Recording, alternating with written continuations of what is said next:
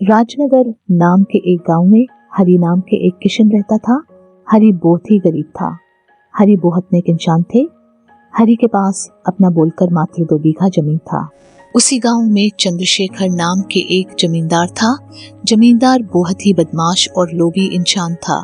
उस जमींदार का एक ही काम था, गरीब किशन का जमीन अपना नाम करना।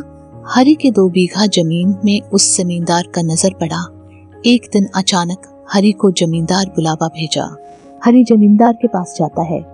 हरि को देख जमींदार बोलता है, आओ। हरि, तुमको नहीं पता होगा हमने किस लिए तुमको बुलाया है।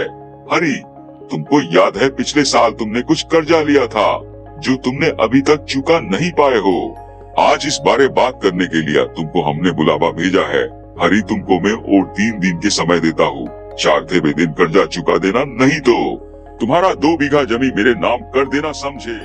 जमींदार का बात सुनकर हरि बहुत ही दुखी हुआ। हरि को कुछ समझ नहीं आ रहा था कि भौ क्या करे। हरि उदास होके अपने घर आता है और अपनी पत्नी को सब बताता है। हरि का सारा बात सुन के उनका पत्नी भी बहुत दुखी हो जाती है। हरि और उनके पत्नी उर्मिला के ऊपर दुखों का पहाड़ टूट पड़ता है। उर्मिला बहुत अच्छा खाना बनाया करती थी और वो भी हरि का खूब मदद करती थी।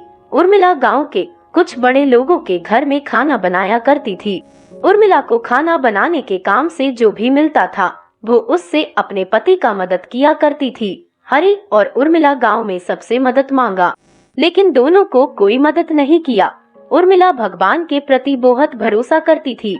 वो रोज भगवान का पूजा बिना किए पानी तक पिया नहीं करती थी। देखते देखते 2 दिन बीत जाता है। तीसरे दिन हरि का पत्नी नदी के तरफ जाती है। नदी के किनारे एक आश्रम था। उस आश्रम में एक बहुत ही सिद्ध साधु बाबा रहते थे। साधु बाबा हर दुखी और गरीब लोगों का मदद किया करते थे।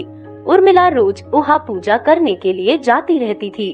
उर्मिला दुखी मन में भगवान से रोते हुए सब कुछ ठीक करने के लिए विनती करती है। तभी वहाँ अचानक साधु बाबा आते हैं और उर्मिला को बोलता है, क्या हुआ बेटी, तुम बहुत परेशान हो। भगवान सारा मन का बात तो तुम्हारा जानता है, लेकिन तुम मुझे भी बोल सकती हो क्यों परेशान हो सकता है ईश्वर की कृपा से मैं तुम्हारी कुछ मदद कर पाऊँ। इस मंदिर से कोई खाली हाथ नहीं जाता है।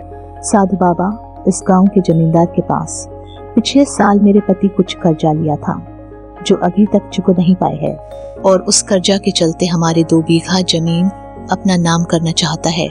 जमींदार 3 दिन का समय दिया है। अगर 3 दिन के अंदर हम कर्जा नहीं चुका पाया तो वो हमारे सारा जमीन को अपना नाम कर लेगा। 3 दिन के अंदर हम इतना पैसा कहाँ से लाए, हम कहाँ जाए बाबा। उर्मिला का बात सुन के साधु बाबा कुछ सोचने लगते हैं।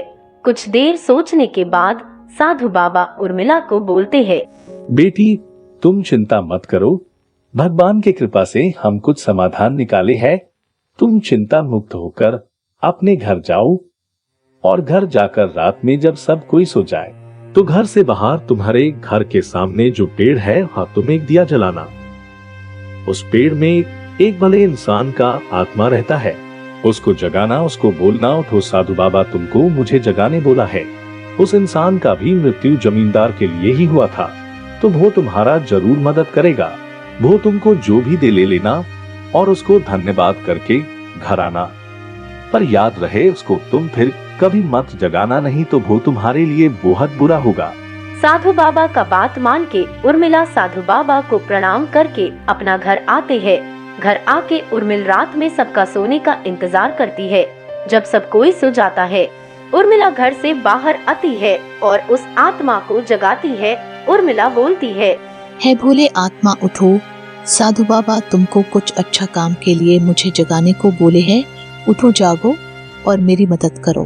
तभी उर्मिला को उस पेड़ से एक आत्मा निकलते हुए दिखता है।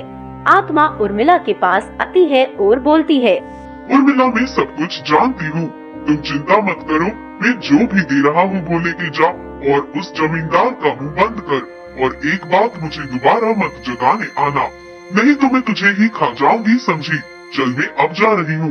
उर्मिला को उस आत्मा ने आभूषण से भरा हुआ एक घड़ा देके वहाँ से चला जाती है।